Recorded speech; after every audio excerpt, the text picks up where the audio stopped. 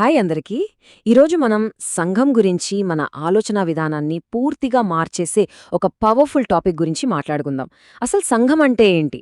ప్రతి ఆదివారం వచ్చి కూర్చుని ఒక ప్రసంగం విని వెళ్ళిపోవడమేనా? లేక దేవుని ప్లాన్లో మనలో ప్రతి ఒక్కరికి ఒక యాక్టివ్ రోల్ ఉందా? సరే, ఎఫెసీలకు వ్రాసిన పత్రిక 4వ అధ్యాయం ఆధారంగా మనం కేవలం ప్రేక్షకులుగా ఉండిపోకుండా దేవుడు మన కోసం ఉద్దేశించిన క్రియాశీలమైన పాత్రని ఎలా పోషించవచ్చో చూద్దాం. ఒక్క క్షణం దీని గురించి ఆలోచిద్దాం.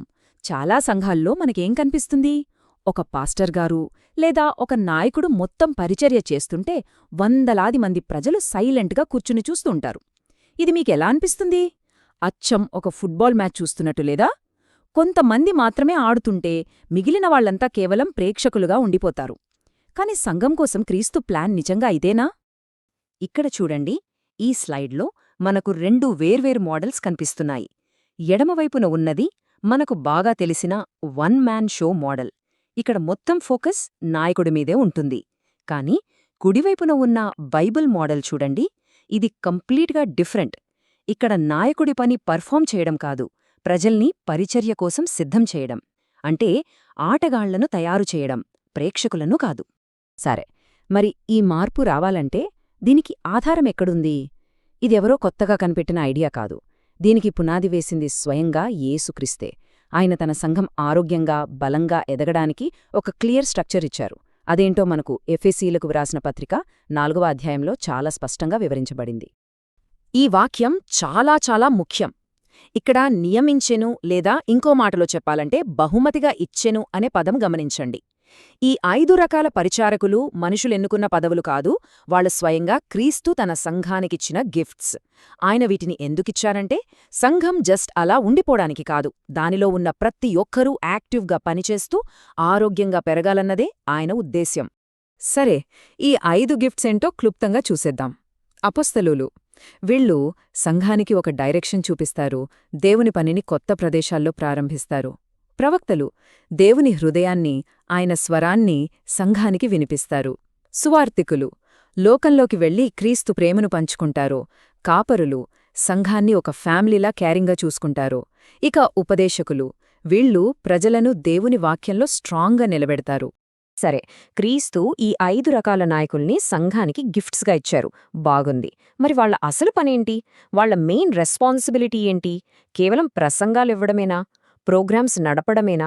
కాదు, వాళ్ల అసలు పని అంతకంటే చాలా పెద్దది, చాలా ముఖ్యమైనది. అది సంఘం యొక్క డైరెక్షన్నే మార్చేస్తుంది. బైబిల్ ఇక్కడ ఒక పవర్ఫుల్ పదం వాడుతుంది. అదే సిద్ధపరచడం. అంటే ఏంటి?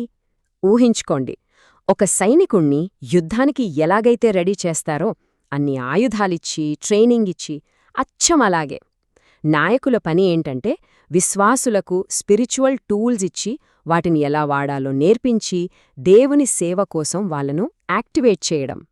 సో సింపుల్గా చెప్పాలంటే పాయింట్ ఇదే.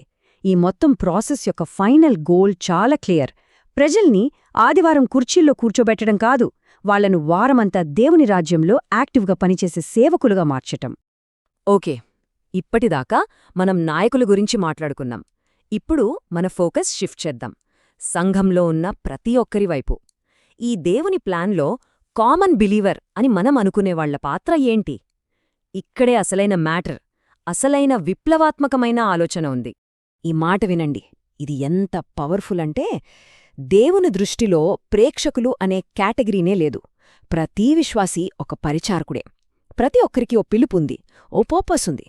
సంఘంలో పరిచర్య అనేది కొద్దిమంది ఎక్స్పర్ట్స్ చేసే పని కాదు, అది ప్రతి ఒక్కరి బాధ్యత, ప్రతి ఒక్కరి ఆధిక్యత. అయితే ఈ సేవాకార్యాలు అంటే ఏవో పెద్ద పెద్ద పనులు అనుకోవద్దు. చాలా సింపుల్. వేరే వాళ్ల కోసం మనస్ఫూర్తిగా ప్రార్థించారా? అది పరిచర్యే. మీ ఫ్రెండ్తో యేసు గురించి మాట్లాడారా? అది పరిచర్యే. ఒక కొత్త విశ్వాసికి గైడెన్స్ ఇవ్వడం, సంఘంలో అవసరంలో ఉన్నవారికి హెల్ప్ చేయడం, ఇవన్నీ పరిచర్యే. దేవుడు మీకిచ్చిన గిఫ్ట్ను ఆయన కోసం వాడటమే పరిచర్య. సరే, నాయకులు రెడీ చేస్తున్నారు, ప్రజలు సేవ చేస్తున్నారు, అంతా బాగుంది. కాని దీనివల్ల ఫైనల్గా ఏం జరగాలి? What is the end goal? ఈ మొత్తం సిస్టమ్ యొక్క ఫైనల్ రిజల్ట్ ఏంటి? అసలు సక్సెస్ అంటే ఏంటి? చాలాసార్లు మనం సక్సెస్ని తప్పుగా కొలుస్తాం కదూ.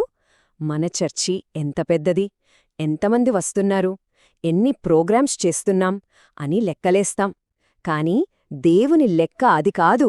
ఆయన దృష్టిలో అసలైన సక్సెస్ అంటే బిల్డింగ్ కాదు, బడ్జెట్ కాదు, క్రీస్తులాంటి మనుషులు తయారవ్వడమే.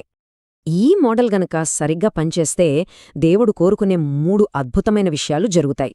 మొదటిది, విశ్వాసంలో ఐక్యతొస్తుంది. రెండోది, ప్రజలు యేసు గురించిన జ్ఞానంలో లోతుగా ఎదుగుతారు. అన్నిటికంటే ముఖ్యంగా వాళ్ళు క్రీస్తు స్వరూపంలోకి మారి మెచ్యూరిటీని పొందుతారు. ఇదే కదా మనందరికీ కావాల్సిన ఫైనల్ గోల్. ఇప్పటిదాకా మనం చెప్పుకున్నదంతా ఈ స్లైడ్లో ఒక ఫ్లోచార్ట్ లాగా ఉంది చూడండి. చాలా సింపుల్. నంబర్ 1, క్రీస్తు నాయకుల్ని ఇస్తారు. నంబర్ 2, ఆ నాయకులు ప్రజల్ని రెడీ చేస్తారు. నంబర్ 3, రెడీ అయిన ప్రజలు పరిచర్య చేస్తారు. దానివల్ల నంబర్ 4, సంఘం హెల్దీగా స్పిరిచువల్గా పెరుగుతుంది. ఫైనల్గా నంబర్ 5, విశ్వాసులు క్రీస్తులో పరిపూర్ణులవుతారు. ఇదొక దైవిక జీవనచక్రం లాంటిది.